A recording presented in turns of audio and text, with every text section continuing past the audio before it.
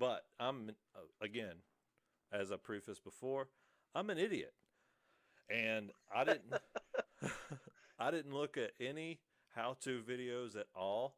I mean, like every problem that I was having was something that someone is like a pretty common issue. So I could have looked it up at any point, but instead I was just like, "Why won't you work? We have to make this work." Sorry. I guess in You my just you man did it. yeah, that's exactly what happened. I should know better than that. I write installation instructions for a reason. So you put at the top. You put at the top. Don't bother reading this if you're a man. You got it.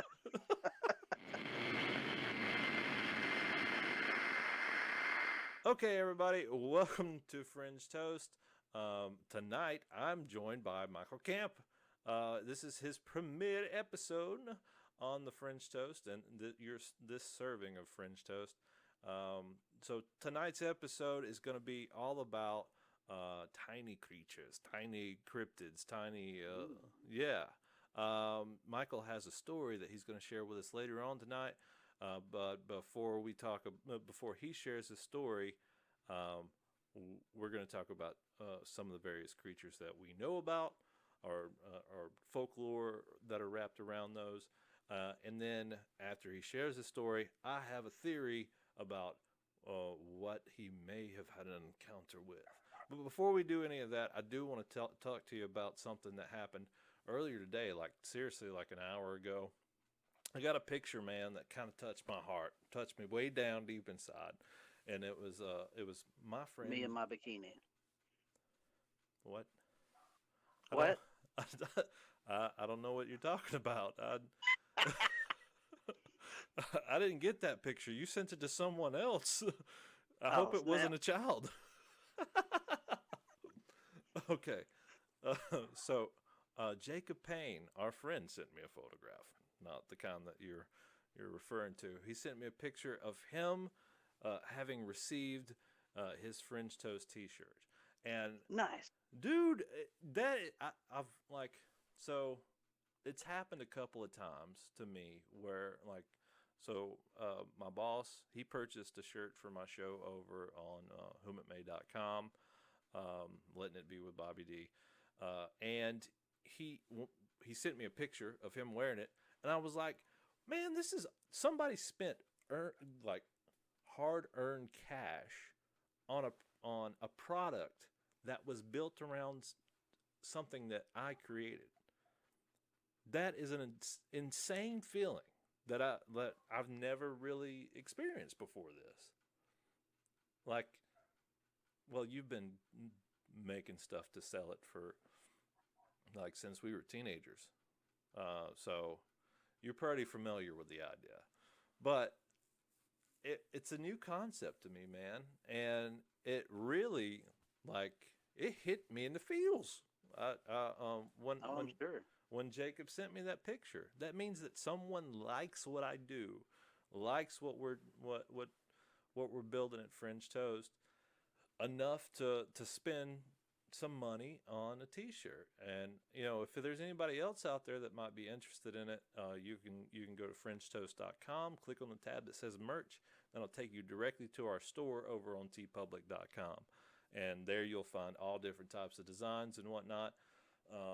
We have one specifically for French Toast, and then we have several others, Bigfoot related, UFO related. So I mean, that was some risky business opening a picture from Jacob, though. So, kudos to you. I mean, no kidding. It has not.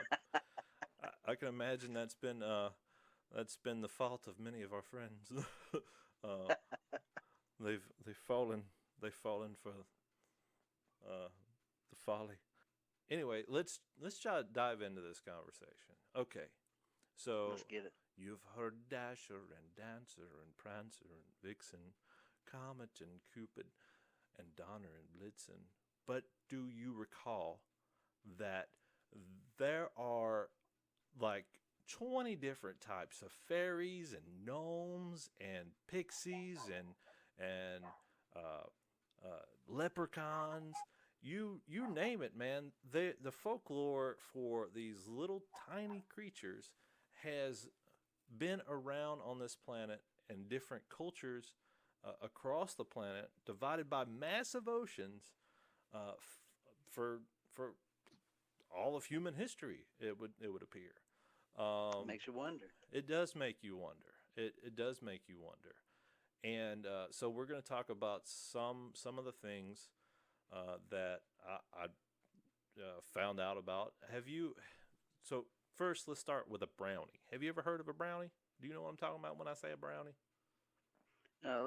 Like the little girls before they become Girl Scouts. No, no, that's not it. Don't give it another shot. Mm. Uh, it's a pastry with like some powdered sugar on top of it. That's not what I'm talking about either.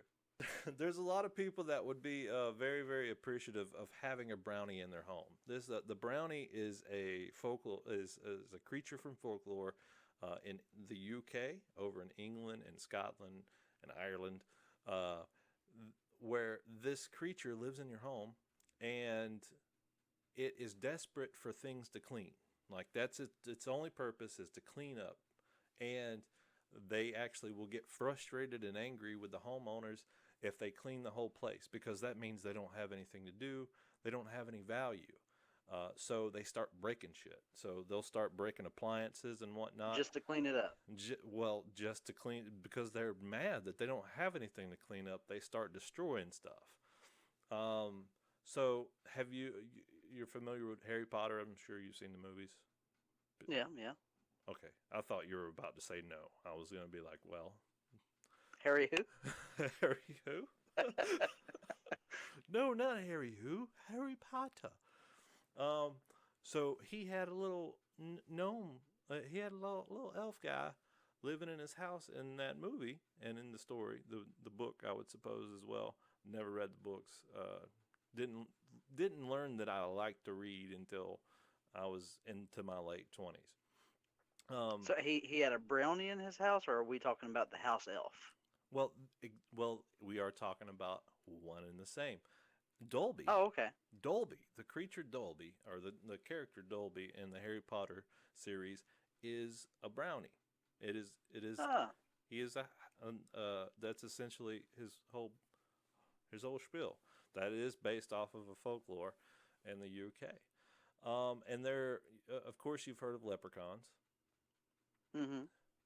Have you ever heard of a Shericon? Is that similar to Shaka Khan? Nope, nope. Mm-mm. Then no, you Okay. lost me.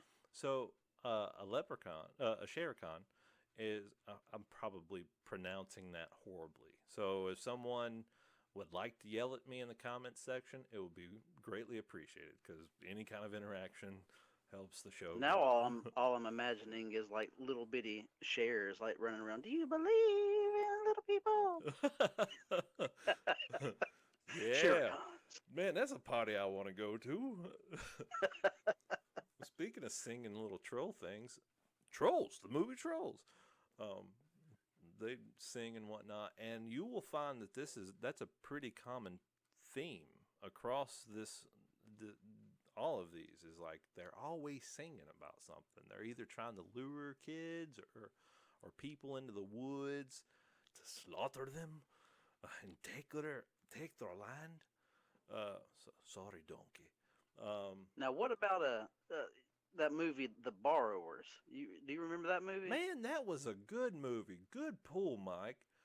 That was What fantastic. what were they considered? I don't know. I'm not sure. Because I would think that if I had to say anything, they would be what we're going to talk about later tonight, which you can't know about yet. Okay. All right. We'll move right along. If I had to guess, though, that fits it pretty well. Except for their stature, the borrower's stature was more likened to. Do you have? Did you hear bells tolling? I did not. That was creepy. Boom, the bell tolls. Man, that sounded just like like a clock that you might have in your house, a grandfather clock. Uh-huh. That's it. I just heard that. I Literally don't just have heard one, that. so it wasn't me. I, I, I thought you might have had one. You got all kinds of cool toys. Um, the Ultimate Warrior behind you. Yeah. So yeah, singing. Okay, so maybe they were singing for me, man. I just put that together. We were talking about singing, and then music. I heard music in my ear. But so the whole idea behind that is that they sing to lure people the into the woods or away from their homes or something like that. I don't know who's hearing singing in the woods and they're like, you know what? I'm gonna go check that out, see what's going on over White there. people. Not this white guy. Not this white guy at all. It's not happening. Every horror movie. They're Well, it's, screaming in the woods. Let's go check it out. yeah, let's go. Let's go find out what the hell is that noise. Is there somebody over? Hey, what are you doing? Um, so there's singing and whatnot with just nearly all of these. So okay, let's go back. Shere Khan. I can Shere already Khan. yeah Shere Khan. Shere Khans are just like leprechauns, except for they're alcoholics, and they infest wine cellars and liquor cabinets and things like that. And I think it's probably just a folklore that was made up to kind of give an excuse for all the alcohol always being gone. So like if your wife's like, "Whoa, we lost you. What happened?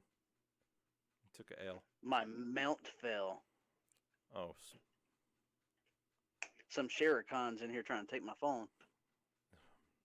that might have been what happened. They're like, "Hey, go to the store. I need you to go to the store for me." uh, Make so sure that's on there. I think we're good. okay, all right. So yeah, they steal all the alcohol. I think that that folklore was intended to give an explanation as to why all the alcohol was gone. So maybe your wife I was. can I can tell you exactly how that started. All right, let's hear it. All right, so Ireland. Mm-hmm. It's I don't know, 1593. That might be too far back, but we'll go with it. All right, I'm listening. All right. So Billy and his wife go down to the wine cellar. There's nothing there. So they come up and ask their brother who's upstairs. We'll say his name is Tommy. Like, hey Tommy, where's all the wine? And he goes, it's down there. They're like, nah, everything's empty. He's like, well, I didn't drink it. And they're like, what? A leprechaun come in here and drink it all? He's like, nah, it's one of those Shericons. They're kind of like leprechauns, but they drink all your wine and stuff. I saw it. It was in and out real quick. Try to take your phone again. Are you recording I'm on telling your you. phone? Do what? Are you recording on your phone? I am. Wow, we're getting backstage views. I gotta figure out a different way to mount this thing because it will not stay. um, we'll try to work something out for the next go around. By the way, folks, Mike is going to be a regular occurrence on the show. So show him a warm welcome in the comments. That would be greatly appreciated. While he's still readjusting, I did want to I did want to talk to you guys about something cool that I went to this week over at Realistic Holistic. This is not they're not a sponsor in any way, but I really love that team. I love what they do, so I want to support them in any way that I can. They are also a local business here in Villa Rica, Georgia, and they hosted a class on tarot card reading, and Jennifer, one of the hosts of Metaphysical Roundtable, put on a class about the different types of cards and the different types of spreads, how to read those, how to somewhat interpret them. The number one rule that you wanted to get across was the fact that, in all actuality, there are no rules. Um, Even though there is kind of a format for how to read these cards, um, all in all, it's more about intuition than anything else. So that was really awesome. I urge you guys to go check out their Facebook page, Realistic Holistic, on Facebook, and also the Metaphysical Roundtable on Facebook. All right, we're moving on to our next critter. Have you ever heard of the Pukwudgie? The Pukwudgie. No, go ahead. Okay. All right. So the Pukwudgie it comes from the northeastern side of the United States, and is actually a Native American story. Okay. Essentially, it's almost the same exact story as we got with a number of these, but this one lives in the woods. Excuse me. I should have got some water or something. I should have done better. I should know better by now after doing this for forever. What are you doing? Are you casting a spell on me? Yeah. He's just waving. I'm moisturizing your throat. Oh. Well, thank you. I knew I was missing something. You're welcome. Okay, so the Pukwudgie, it dresses in it's often depicted in like a loincloth and with a bow or a spear, and it shapeshifts. It has the ability to shapeshift. It has the ability to disappear. It loves to shapeshift into a porcupine. Its favorite thing in the world to do. It also sings to lure people into the woods, and it steals children. Very very terrible thing. This is out of all of them that I have read about and watched countless videos about over the past 2 weeks preparing for this. This one terrifies me the most because it's the only one that has legitimately been in my dreams or nightmares. Well, What does it do with the children? well, I don't know. I suppose it consumes them, or just kills them. So it doesn't say. It just says he takes, or it takes the children. Yeah, it takes them. There Well, used that's to, vague and disturbing. there used to be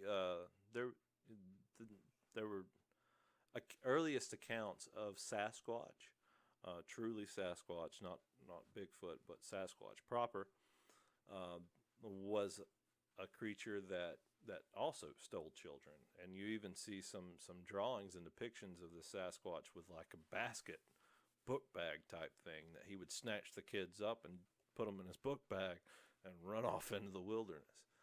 Jeez. So Mine.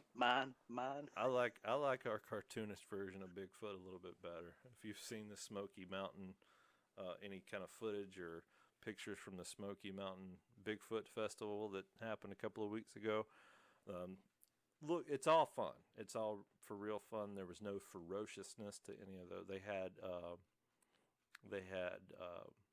the Sasquatch, which is a Sasquatch that plays the saxophone. And All right.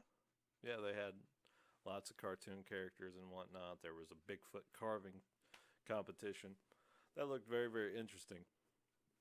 But those depictions were the scarier ones. The ones where there's kids in a weaved book bag on the back of this hairy creature. But back to the Pukwudgie. Yeah, the dreams that I've had countless dreams about this Pukwudgie creature over the course of my life, like from the time I was in my teens on into my adulthood. And essentially, I say dreams and not nightmares because eventually I did make a truce with them. And in the original concept of the Pukwudgie, the reason why they have ill intent now towards humanity is because they were betrayed or felt betrayed by the Native Americans at the time, right? So there were the Native Americans, there were the Pukwudgies, and then there was this giant. I don't even remember the giant's name. I just know that he was a giant, so much of a giant that he could snatch up the Pukwudgies and sling them out of town because the Pukwudgies got jealous of the Native Americans' relationship with the giant, and they got all jelly and started causing chaos and whatnot, all brokenhearted and salty. And the Native Americans was like, "Can you do something with all these freaking things? They're destroying everything." And so the giant grabs up these Pukwudgies and throws them like into the next state, not next town, not next city, like forever away. And eventually, these Pukwudgies made their way back to the village, and they killed everyone. Oh, dang. Yeah, that's how the legend goes anyway. They killed the giant too? They did. They got their revenge. They got their revenge. Well, I mean, he didn't. The poor giant didn't have any kind of ill intent, nor did the Native Americans. The Pukwudgies got in their feels and caused the whole chaos in the first place. What's the area of their known or supposed known whereabouts? So this kind of thing occurs. I want to say it's in Milwaukee, the Wisconsin area. That's just me going strictly off memory. I don't want to stop the podcast to look it up. But There's a thing. It would be cool if it was like the Roanoke area. oh, that is And like maybe like that's also what happened to those people. I mean, That'd be cool. that is very interesting. That has been, man, that's been theorized about everything. Like Bigfoot came in and took all those people. Dogmen came in and killed all those people in Roanoke, and or stole them. They were abducted by aliens. There was that. Of course, that theory is another prevalent one. But I don't want to get too far off the beaten path because Roanoke. We really could do like a full episode on Roanoke and the concepts behind what happened there, because that was our first colony. And then everybody showed up and they were gone. Now, I mean, I suppose they could have been found by natives and dealt with because they were like, "Where did you come from? We must take care. We must get you. You're an invasive creature." And they turned out we were. But yeah, that's a very interesting story. Okay, so that's North America. So let's come into the future a little bit, because so far we've been talking about cryptids and creatures and whatnot that have existed in our folklore and history for centuries. So let's talk about some that are relatively newer. And that's right, folks. You thought you were going to get away with one episode without us talking about Hellier, but here it is. The Hopkinsville Goblins case. Now, this occurred, I believe, in the 1950s, maybe 60s. But that was associated with these goblin creatures that were coming out of the Mammoth Cave systems that interweave all around the eastern Kentucky area. And a similar occurrence, quote unquote, happened in Hellier, Kentucky, which was much further away. And then I want to say Summerlin, Kentucky, Sumner. I don't know. Not important right now. Another case happened there as well. All in this eastern Kentucky area, right around these Mammoth cave systems. And then the theory there is the potential that these could be. There's two theories that are prevalent. A, they are an ancient civilization that has lived underground for all the history of mankind.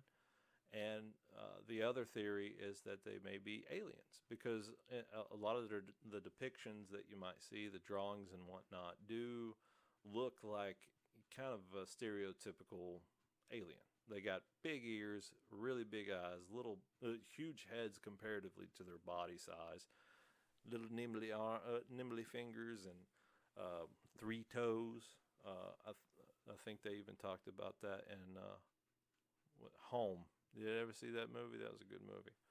It's a cartoon. DreamWorks. Can I come into the out now? Yeah, that's it. That's the good one. He had three toes, and anyway,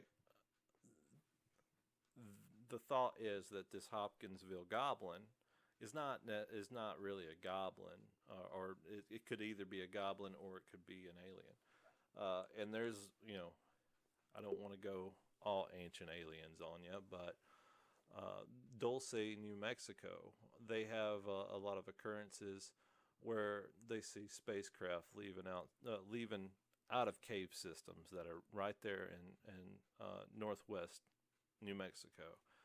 There's lots of sightings that happen in North Carolina in the Brown Mountain area, where there are openings to this mammoth cave system.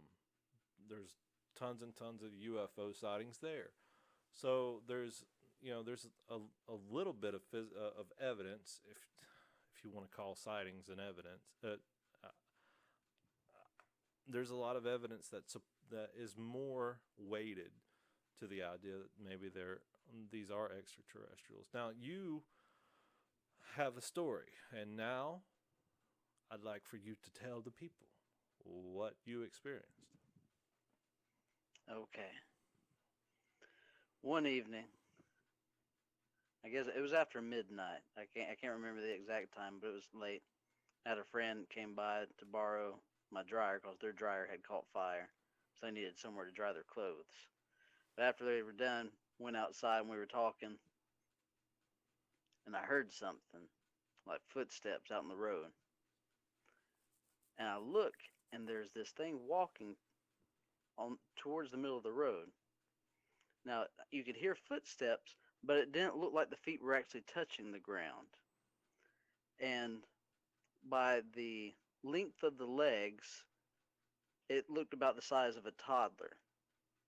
But its feet were like disproportionate to the legs, and the feet had some sort of shoeing, not like a tennis shoe, but there was covering on the feet.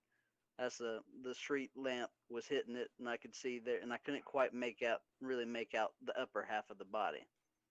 But as it walked through the middle of the street, and we noticed it, it turned around, walked back the other way on the street, and then just disappeared. Wow. So having heard some of the creatures that I've talked about tonight, have you picked a favorite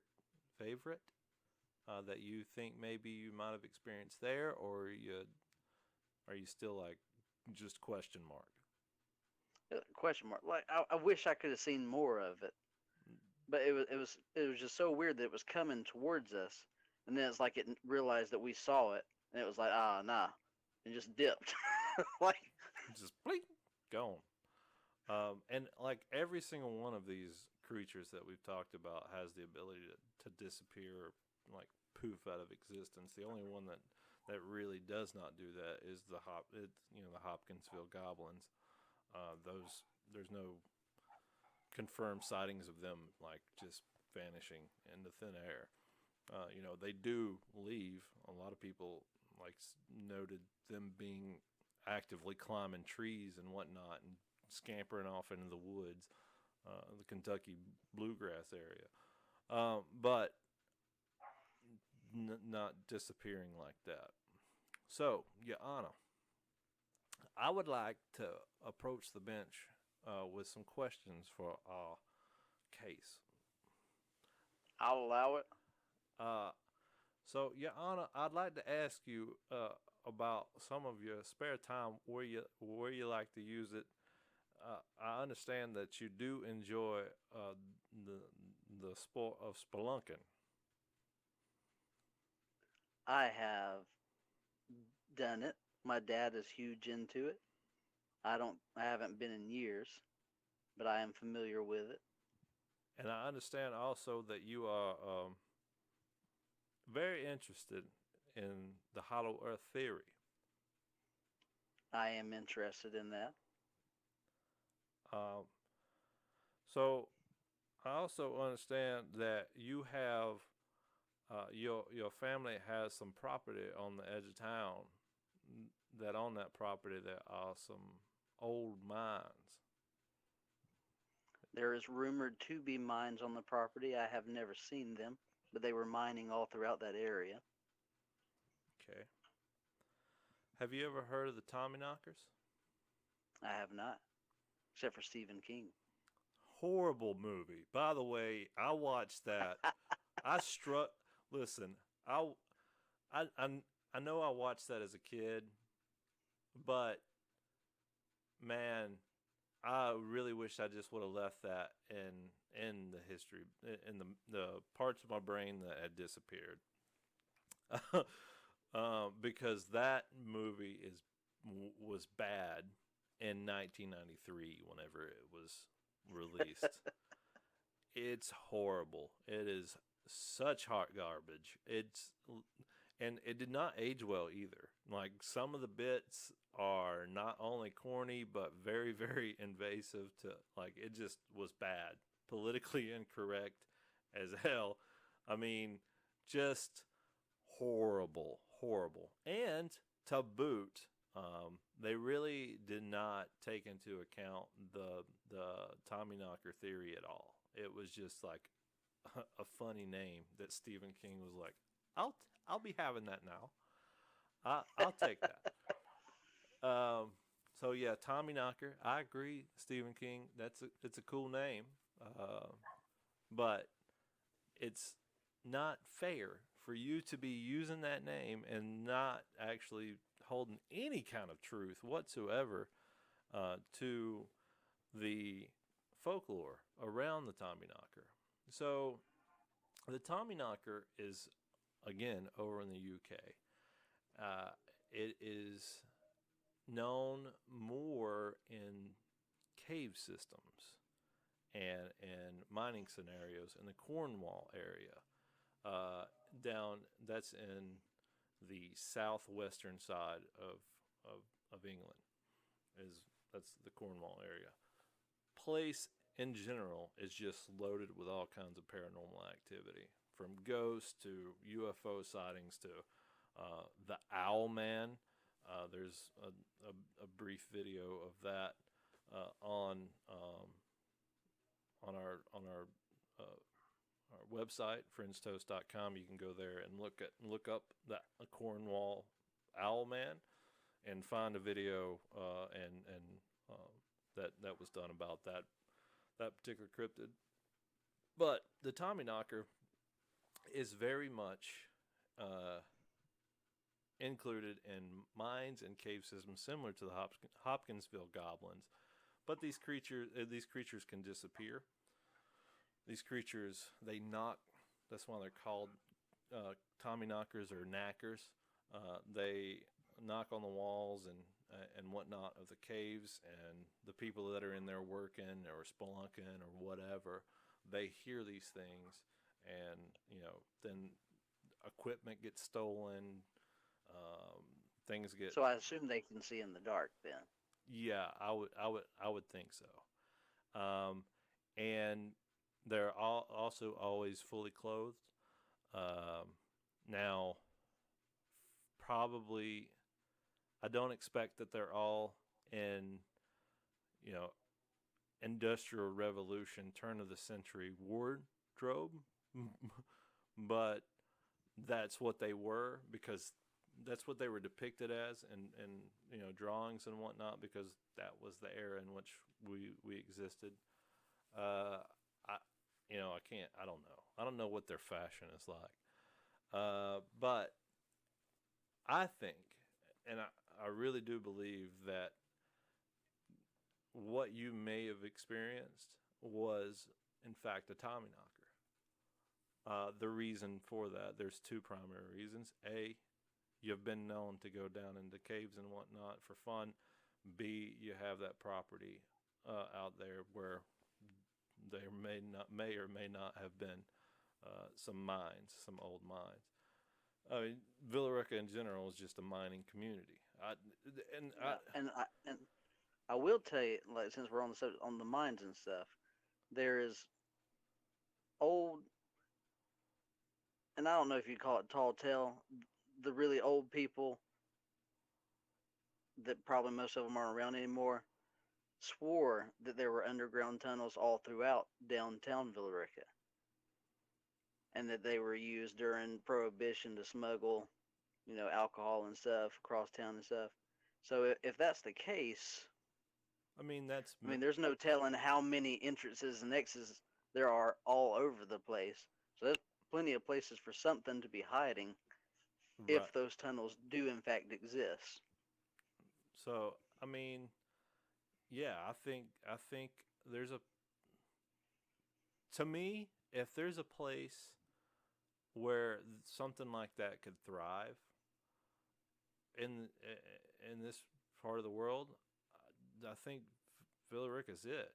I mean, I feel like it's prime for it. You've got this, which is amazing. I really I'd really like to dig into that and see if we could find some truth around this local folklore of tunnels being throughout the town and whatnot. But yeah, I think we might have a Tommyknocker infest. I don't want to call it an infestation. That's probably not the right term, but because for all we know, there might be they might have emotions and feelings, and they might have intellect and whatnot, and we don't. I don't want to downgrade them as beings just because we don't understand them. Now, is there anything that you can do to try to lure them out? Is there any folklore on that? I don't know. Are you suggesting we should try to? Maybe we should try to. Let's put it this way. Let's try to make friends with a Tommyknocker. I live right beside the old graveyard, not too far up the road from it. There's all those old tombs there. There could be dang tunnels underneath that graveyard for all we know. Oh, you're right. Be out there trying to meet us a Tommyknocker. If a cop pulls up, he's like, "What you boys doing?" Be like, "We're just trying to catch us a Tommyknocker." Right. I don't know how well that would go over. I just have a feeling that we're going to wind up in jail, and with no good reason. With no good reason except for we were trying to make friends with a Tommyknocker. Take these things off of me. Might be getting sent over to Willowbrook for a little while. Right. Well, we might wind up at Willowbrook. Then again, you made the comment earlier tonight that that's white people. That's a white people thing to do. And I was like, no, not this white guy. But here we are talking about. Here you are. Actually going and meeting a Tommyknocker, or making friends with a Tommyknocker. If this was a drinking game and you were drinking every time that the word Tommyknocker was said, you'd probably be pretty tore up by now. But there it is, folks. That was my theory. It's not too off the wall. It's not too enlightening. I even asked around. Like I posted on local boards, every local board around, saying, "Hey, does anybody seen any little creatures. I didn't want to say little people because I was you know where we live in the world today. Uh, Yep. so that wouldn't have been that would have either caught me hate for even bringing it up, or B, there would have been some people that were making some inappropriate comments. Either way, I wouldn't have been satisfied with it. So I decided to go with little creatures, and I even put in there, in example, leprechauns, uh, pixies, fairies, things that, popular words that are associated with these smaller creatures that would make sense to folks. And I got nil, nothing, zip, Man. zero. Well, also, it takes a lot of guts to say that I've seen a Bigfoot or I've heard a Bigfoot. It takes a little less guts for you to say that I've seen a UFO, because now, I mean, they've got just a couple of days to Congress has to come up with, well, the Department of Defense has to tell the world what they know about UAPs. So no longer is it a theoretical thing. Like, it's no longer can you even remark that someone doesn't know what they're talking about whenever they say that they've seen a UFO or a UAP, whatever. Well, maybe we needed to write a letter to them and be like, okay, what do you know about them Tommy knockers? Well, maybe that's next. But what I was getting at is it takes even more. It takes even more. It takes even more strength and bravery to come out and say that I've seen a little thing, a little humanoid-ish creature that then disappeared in front of my face. So, And I wasn't alone, so right, I have another witness that saw it. So, right. which makes me feel better, because otherwise I'd be like, I'm seeing crap. I get it. I mean, the night that I seen the car disappear over when we lived on Peachtree Street in downtown Villarica, when the night that I seen that car disappear at the end of the road, I was just going to keep that to myself because I thought it was me. But then Cliff spoke up from the back seat and was like, "Did you just see that?" And I was like, "Oh, wow. Okay, so it wasn't just me." So disappearing things in Villarica seemed to be a theme. But I think that yeah, we're on to something, and I don't care what anybody thinks. We're on to the Tommy Knocker thing. Maybe we do need to go Tommy Knocker friend and like hopping. Hey, Tommy Knocker. I'm going to print out some flyers and go post them around town. Have you seen this man? That's a good idea, actually. FringeToast.com. Email us if you have seen a Tommy Knocker or any of the other aforementioned creatures. Actually, you can do that at fringetoast13@gmail.com. I was making a little bit of a joke there, but then I was like, oh, we actually have a legitimate email address. You can write us and tell us your stories, and we would greatly appreciate it. You can also share your stories in the comment section of this video down below. If you haven't already, go ahead and hit that like button and hit the subscribe button. That would be greatly appreciated. Tell your friends about us. We're trying to expand our horizons a little bit. Michael is new to our team, and we expect that we will also be joined by some other members as well, as we broaden those horizons. So this hasn't been George Norrie, and it ain't Coast to Coast, but I'm Bobby, and that's Mike, and you've been served Fringe Toast. Watched every single one of us since birth. What if aliens exist as an endless consciousness? But for fun, they watch a TV show called Earth, and there's a bunch of different storylines. The moral isn't clear, and it feels like the writing's gone downhill in the last year. And everyone's a hero painted in the proper light, and the show's in multicolor, though it acts so black and white. In its 100 millionth season, for what it's worth,